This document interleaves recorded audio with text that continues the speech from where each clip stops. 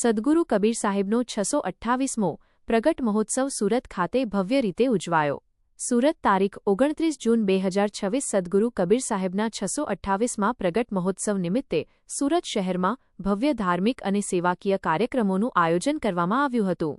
સમગ્ર કાર્યક્રમમાં મોટી સંખ્યામાં ભક્તજનોએ ઉત્સાહપૂર્વક ભાગ લઈ ભક્તિમય વાતાવરણ સર્જ્યું.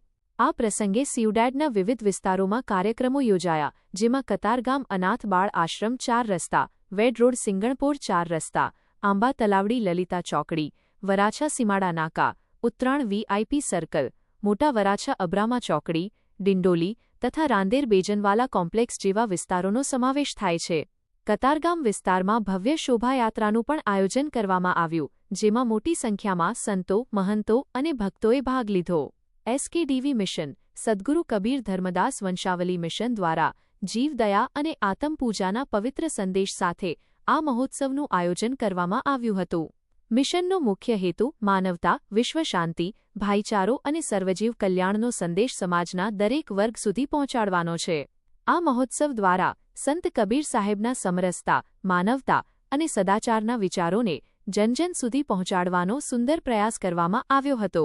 SX24 ન્યૂઝ ગુજરાતી સાથે જય બગિયા, સુરત. સાહેબ, મારું નામ મંજીભાઈ ભગવાનભાઈ લુખી છે. અમે સદ્ગુરુ કબીર ઉદિત વાટિકાના 5 ટ્રસ્ટીઓ છીએ. અમારે આ વડીલ જીવરાજભાઈ છે, અમારે ભાઈ કાળુભાઈ છે, બાજુમાં ઠાકરસિંહભાઈ છે અને ઉમેદભાઈ છે. ઉદિત વાટિકાનું સંચાલન કરવા માટે અમે 5 જણાની અમારા હજૂર સાહેબે દામાખેડાથી નિયુક્તિ કરેલી છે. હવે વાત મારે એ કરવી છે કે આજે 628માં સદ્ગુરુ કબીર સાહેબનો પ્રાગટ્ય દિવસ છે. તો સમાજની અંદર અનેક લોકો અનેક તરહની વાતો સદ્ગુરુ કબીર સાહેબના પ્રાગટ્ય વિશે ઝાઝા લોકોને માહિતી જ નથી કે સદ્ગુરુ કબીર સાહેબનો પ્રાગટ્ય કઈ રીતે થયો. તો અનેક લોકો એવું માને છે કે કોઈ એવું કહે છે કે વિધવા બ્રાહ્મણીને કુખે સદ્ગુરુ કબીર સાહેબે જન્મ લીધો. કેન પ્રકારે જેને ફાવે એવી રીતની બધા વર્તન, એવી વાતોનો ફેલાવો કરે. પણ એમાં વાસ્તવિકતા બિલકુલ કંઈક અલગ છે કે આજથી 628 વર્ષ પૂર્વે કાશી લહર તળાવમાં સદ્ગુરુ કબીર સાહેબ એક તેજ પ્રકાશ પુંજની એક લહર તળાવમાં કમળ પુષ્પની અંદર એક પ્રાગટ બાળક સ્વરૂપે પ્રાગટ્ય થયા. એ સમયે એક અષ્ટાનંદ સ્વામી એ લહર તળાવના કિનારા ઉપર તપસ્યા કરતા હતા. એમને એ એક દ્રશ્ય નિહાળ્યું કે ભાઈ આ એક અસંભવ, કે આ શું થયું, એક અક્ષરજ એવી એ પામી ગયા. એટલે એને પણ એની સાજસૂઝ ભૂલી ગયા. હાજી, તો ખરેખર આ વાસ્તવિકતા એ છે કે સદ્ગુરુ કબીર સાહેબે કોઈની કુંખે જન્મ લીધો નથી. સિર્ફ ને સિર્ફ ઓનલી ફોર એક પ્રકાશ, તેજ પ્રકાશપુંજ લહેરાણો અને એક કમળ પુષ્પની ઉપર બાળક સ્વરૂપે પ્રગટ થયા. આ નવી વાસ્તવિકતા છે. એ સમયમાં સાહેબ જે કાર્યક્રમ કર્યો કેટલા ભક્તો આવ્યા છે? આજના લગભગ કમસે કમ 800થી 1000 માણસો અમારા આજે આ ઉદિત વાટિકાની અંદર પ્રસાદ લેવા બધા પધાર્યા છે. સમાજને શું સંદેશ આપવા માંગો છો? સમાજને એક જ અમારો એક સદ્ગુરુ કબીર સાહેબનો આદેશ છે. આજે અમારા સદ્ગુરુ કબીર સાહેબે ધની ધર્મદાસ સાહેબને 42 બંશનું વચન આપ્યું હતું. એમાં અમારી મેન ગાદી છત્તીસગઢ દામાખેડામાં સંચાલિત કરી રહી છે.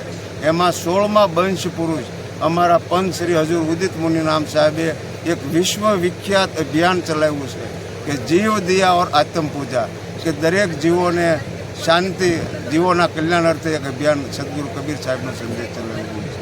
શિવભાઈ લુખી, હું અહીંયા ઉદિત વાટિકાના ટ્રસ્ટમાં પ્રમુખ છું. આજે અમારા સદ્ગુરુ કબીર સાહેબનો 628મો પ્રાગટ્ય દિવસ છે.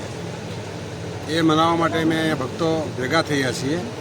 સદ્ગુરુ કબીર સાહેબે સમાજમાં અંધશ્રદ્ધા, કર્મકાંડ, આવા બધા જે હતા કર્મો, એનો વિરોધ કરી સમાજને સાચી દિશા બતાવી અને પોતાના જીવને પોતાની મુક્તિ માટેનો માર્ગ બતાવ્યો છે. સાહેબ, મારું નામ શાંતુબેન ભગવાનભાઈ ભીંગરાડિયા અને અમે કબીર પંથની પરંપરામાં, કબીર પંથમાં, અને અમારું આ જે સ્થળ છે એ કબીર સાહેબના 16મા વંશના નામથી બનાવેલી આ સંસ્થા અમારી અને નિવાસસ્થાન અમારા સદગુરુનું છે. તો અમારા 16મા વંશ સદગુરુ ઉદિત મુનિનામ સાહેબ એ દાતાની આ જગ્યા એના નામથી અમે લીધી છે. અને અમે બધા જ એ 16મા વંશ મારા સદગુરુના આદેશ અનુસાર અમારા 16મા વંશ ગુરુએ અમને આદેશ આપ્યો કે કેડીવી મિશનનું કાર્ય લઈ અને જન જન સુધી પહોંચ્યા. અને અમને કે આમાં બેન કેટલી મહિલાઓ જોડાણી છે? અમારામાં 150 મહિલા અમે આમીન માતા મહિલા મંડળ ઉદિત વાटिका અમે એક हिंदी में बोलो. मेरा नाम रीता कानाणी है और हमारा संस्था का नाम है SKD मिशन और आज का कार्यक्रम है कबीर साहब का प्रागट्य. आज कबीर साहब का प्रागट्य दिन है, उसके हिसाब से हम उदित वाटिके में सब हमारे कबीर पंथ और सभी संत जन इकट्ठे होकर हम उत्सव मना रहे हैं. कितनी महिलाओं जुड़ी है? इसमें कई महिला है. हमारा मंडल की महिला तो 150 के ऊपर है, लेकिन उससे भी ज़्यादा हो सकती है. महिलाओं को क्या संदेश देना चाहते हो? महिलाओं को यही संदेश देना है कि सभी महिलाओं संगठन करके कबीर साहब का प्रचार करें और कबीर साहब का जो संदेश है वो जन जन तक पहुंचाएं.